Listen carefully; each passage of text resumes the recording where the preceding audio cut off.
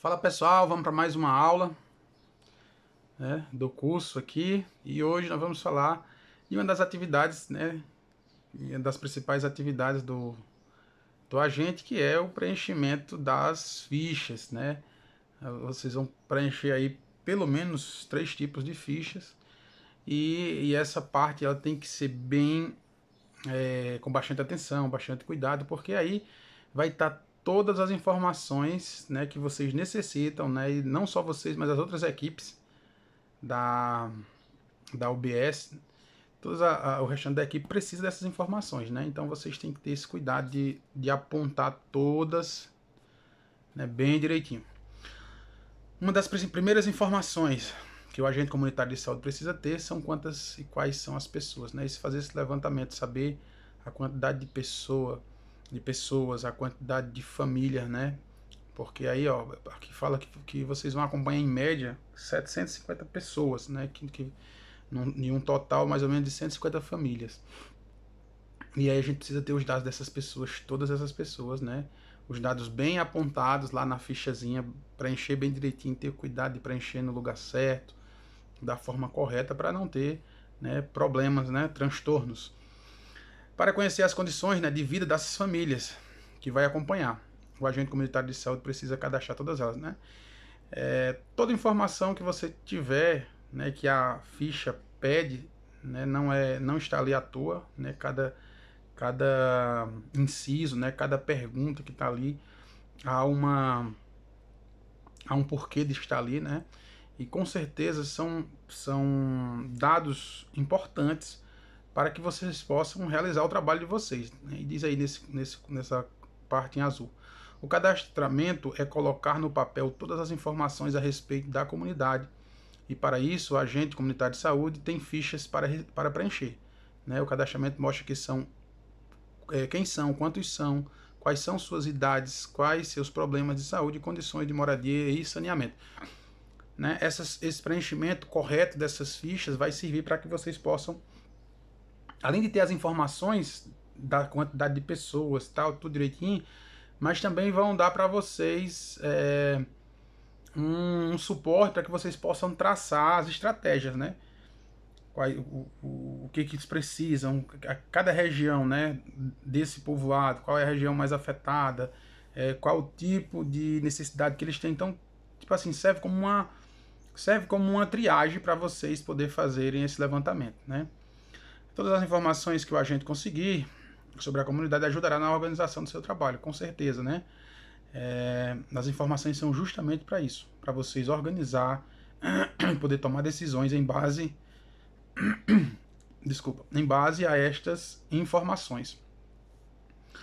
E aqui diz, algumas dessas informações serão preenchidas, né, anotadas em fichas próprias, para compor o sistema de informação da atenção básica, a SIAB. Essas informações, como eu falei, não são importantes apenas para vocês, mas para toda a equipe de atenção básica.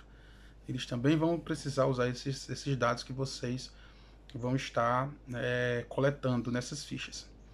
Aí as fichas, né, são pelo menos 3, né, que é a ficha para o cadastro domiciliar e territorial, a ficha para o cadastro individual e a ficha para a visita, né? Quando você vai fazer a visita, vocês preenchem também essa ficha. Ficha para o cadastro domiciliar e territorial. Tem como objetivo registrar a atividade de visita, né, ao cidadão ou aos outros pontos do território descrito da equipe.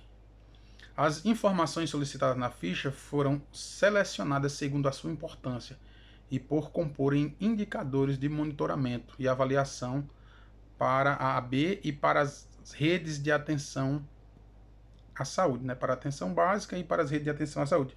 Né? Como eu falei, toda informação, toda pergunta, tudo que ali está para que vocês possam preencher, né? Por isso, a importância de preencher todos os quesitos, todos os campos, preencher com letra legível, preencher com a informação certa, no campo certo. Porque não é só para vocês, né, essas informações. E mesmo que fosse, né, a organização é tudo. A organização é necessária em tudo, em todas as áreas. Então, né, bem organizado, bem direitinho, bem bonitinho, para que as outras equipes, quando necessitem desses dados, né, possam usar essas fichas como fonte de base de dados, né? Para tomar lá as decisões e traçar os projetos, né? Traçar lá as estratégias que vão ser feitas. Aí tem um exemplo da ficha de visita domiciliar e territorial. E aí tem os dados, né? O dado do profissional, né? Tem tudo direitinho. E tudo isso vocês têm que ler bem, preencher bem, para não conter erros nessas fichas. Aí o cadastro individual, também o modelo da ficha com todos os dados aí, né, que vocês precisam preencher. A ficha para o cadastro de visita domiciliar e territorial tem como objetivo registrar as condições de saúde, né? Nessa aí você vai registrar as condições de saúde, as características sociais e econômicas daquele povo, né? E econômicas, demográficas, entre outras, dos usuários do território da equipe da atenção básica. É composta por duas partes: informações de identificação sociodemográficas e condições de saúde autorreferidas pelo usuário, né? Essas condições de saúde aí é o que os pacientes, né, os pessoal lá, as pessoas que vocês estão visitando, é o que elas vão dizer, né, vão contar para vocês. O cadastramento ajuda o agente comunitário de saúde, né, com certeza, não só ao agente, mas a toda a equipe, né, da atenção básica, né, para você poder dirigir os trabalhos, priorizar suas atividades, tudo isso vai ser em base a essas informações coletadas. Então, por isso, né, a importância de vocês fazerem isso com bastante cuidado e atenção. Conhecer o número de pessoas da comunidade por faixa etária e sexo é importante, pois há doenças que acometem mais crianças do que adultos, ou mais mulheres do que homens, o que influencia no planejamento da equipe. Isso, gente. Há enfermidades, né, que é mais comum em crianças, né? Há enfermidades que é mais comum em idosos. Então, você sabendo a quantidade de pessoas, né, e a faixa etária de idade, né, você vai poder traçar, né, melhor as estratégias para poder estar conversando, estar, né, levando a educação e saúde para esse povo. Então, tudo isso essa coleta de dados, como eu já falei, ela é fundamental, muito importante, muito importante. É importante identificar os diversos estabelecimentos e instituições existentes no território, como escolas, creches, comércio, né? Vocês vão fazer um levantamento, inclusive, dessas instituições que tem lá, né? Igrejas, templos, cemitério, tudo isso. Para melhor desenvolver o seu trabalho com essa população indígena, você pode buscar apoio técnico e articulação junto à sede do Distrito Sanitário Especial Indígena de sua cidade, se houver, né? Se for num território indígena, né, o DICEI, né, que chamamos, aí você vai buscar apoio técnico, como ele fala, articulação junto à sede do distrito, né? E sempre procurar, né, informação, tudo que você tiver que possa lhe ajudar, né? Tudo que você tiver à disposição para ajudar a você fazer o planejamento e traçar suas estratégias, vocês têm que fazer. Não pode medir esforços para fazer essa coleta de dados, porque disso depende do trabalho de vocês, né? Caso trabalhe numa área rural ou próximo a aldeias indígenas, você deve buscar informação sobre a existência de equipe multidisciplinar de saúde indígena, incluindo o agente indígena de saúde. Procurar essas pessoas para uma conversa pode ser muito importante e esclarecedor.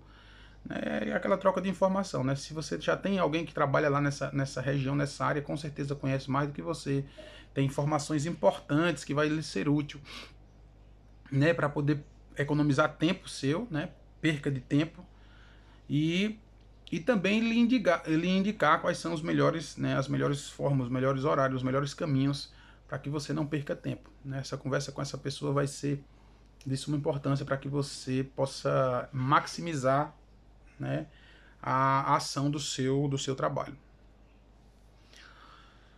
O agente deve estar atento ao preencher o cadastro familiar para algumas observações importantes, tais como: quais são? Preencher ou atualizar a ficha de cadastro familiar com dados da gestante, se houver gestante no domicílio, né? Porque você anotou ali, fez o primeiro cadastro de toda a família. De repente você volta naquela residência e a mulher agora está grávida, então você precisa preencher, né? Porque ali está vindo um novo integrante para a família, né? Mas durante esse período de gestação você tem que ter os cuidados, né, com a grávida, então você tem que ter tudo anotado e saber, né? E saber quando se está gestante, né? Quais são as casas que tem paciente gestante, né? Para dar essa atenção. Fornecer e anotar o CIS pré-natal, Programa de Humanização do Pré-Natal. Isso aí, né, no caso como você identificou, as pacientes preencheu a ficha, aí você vai fornecer esse CIS pré-natal para elas. Cadastro individual. O cadastro individual identifica as características sociodemográficas, problemas e condições de saúde dos usuários no território das equipes da atenção básica.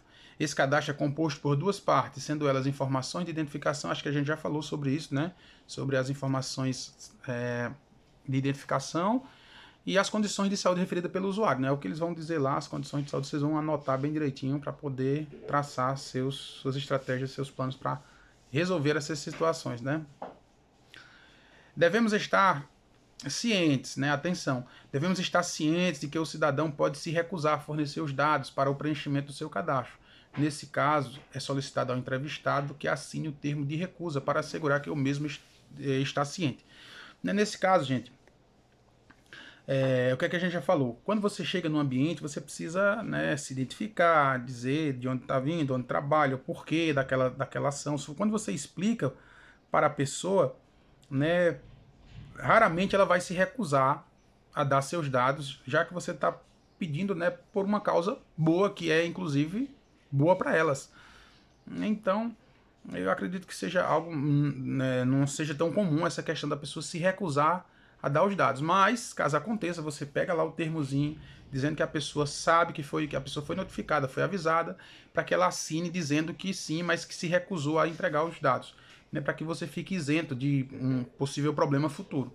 Né? Você foi avisar essa pessoa lá, sei lá, de uma possível doença, ou sei lá, mora em uma área de risco, com risco de desabamento, sei lá, e você lá conversa com essa pessoa, pede os dados, escolhe os dados dessa pessoa e ela se recusa a fazer, e aí você pede para que ela assine esse documento, para que se futuramente acontecer, tiver algum problema, você vai dizer, não, essa pessoa foi avisada, porém não quis nos passar os dados. E aqui está o documento provando que ela não quis, né? A assinatura dela e tudo direitinho. Então é importante esse documento de caso o usuário se recuse a fornecer os dados. Ficha de visita domiciliar. É uma ficha de coleta de dados que busca, por meio da estrutura, coletar as informações sobre a realização de visitas, né, do agente. Que, como todas as fichas, também passam a conter registros individualizados. Gente, todos esses registros, eles são utilizados como um documento. Não, é um documento, na verdade. Então, todas elas, inclusive essa ficha de visita domiciliar, né, vocês têm que sempre preencher com cuidado, com atenção, porque são documentos que têm sua valia, né, e serventia. Além dos blocos de informações que constam no cabeçalho de cada ficha, a de visita domiciliar ainda contempla bloco de identificação, número do prontuário, número do cartão do SUS, isso é também importantíssimo, né, que são dados específicos de cada paciente, de cada usuário. O bloco do motivo da visita periódica, busca ativa, acompanhamento, egresso de internação, controle de ambientes, vetores, convite para atividades coletivas, campanha de saúde e outros. E o bloco de desfecho, né, de visita realizada, recusada, ausente ou outro. Né? Então tem que ter bastante atenção para preencher essa parte que são o cabeçalho, que são todos os dados daquele paciente, né? E você vai dizer o motivo da consulta, sei lá, está acompanhando um paciente que estava internado, recebeu alta, mas que continua o tratamento. Aí você vai continuar lá fazendo a visita para ver como é que está esse paciente, né? Se cumpriu o tratamento direitinho, como é que ele está. Controle de ambientes, né? Para controle de ambientes e vetores, que é questão de mosquito da dengue, né? Que é um dos que a gente luta aí contra. Convite para atividades, vai ter uma atividade lá na quadra da escola fulano de tal, né, uma palestra sobre enfermidades sexualmente transmissíveis, digamos. E aí você faz essa visita, comunica, né, e nessa ficha você preenche dizendo qual foi o motivo da visita, e se a visita foi realizada com sucesso, se ela foi recusada ou se o paciente está ausente. O trabalho do agente tem como principal objetivo contribuir para a qualidade de vida das pessoas e comunidade. E para que isso aconteça, deve estar sempre alerta e vigilante. Todas as informações que o agente conseguir sobre a comunidade serão úteis na organização do seu trabalho. Né? Isso aí a gente já falou também nas primeiras aulas, né? Sobre a importância do trabalho do agente. Né? Vocês são praticamente a primeira barreira, né? Onde vai conscientizar o povo, onde vai instruir o povo acerca, né, do autocuidado, acerca de possíveis, né, enfermidades, de como ele se proteger, se cuidar. E quando, né, por algum acaso, passou-se essa barreira, né, a pessoa contraiu a doença, né, aí já não é mais com vocês, a gente quem vai fazendo o tratamento, né, apesar de que vocês também vão estar fazendo um acompanhamento quando esse paciente está de volta a casa, né, mas a primeira barreira são vocês, né, muito importante. E é imprescindível, né, a questão da organização desses dados, dessa toma de informações, porque toda informação ela é bem-vinda e será necessária para que vocês possam desempenhar o trabalho de forma da melhor maneira possível, né? E mais uma vez, chegamos ao final de mais uma aula.